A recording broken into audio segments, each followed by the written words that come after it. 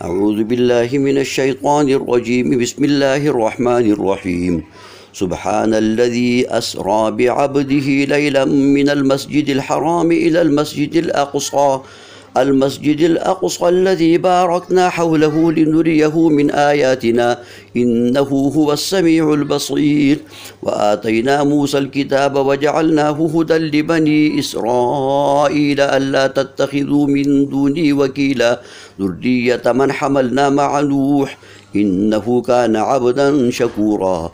وقضينا إلى بني إسرائيل في الكتاب لتفسدن في الأرض مرتين ولتعلن علوا كبيرا. فإذا جاء وعد أولاهما بعثنا عليكم عبادا لنا أولي بأس شديد فجاسوا خلال الديار وكان وعدا مفعولا.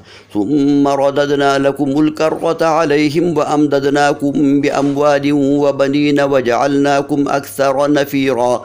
إن أحسنتم أحسنتم لأنفسكم وإن أسأتم فلها.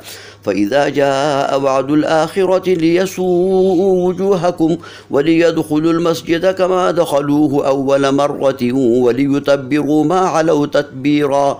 عسى ربكم أن يرحمكم وإن عدتم عدنا وجعلنا جهنم للكافرين حصيرا. إن هذا القرآن يهدي للتي هي أقوم ويبشر المؤمنين الذين يعملون الصالحات أن لهم أجرا كبيرا وأن الذين لا يؤمنون بالآخرة أعتدنا لهم عذابا أليما. سبحان ربي.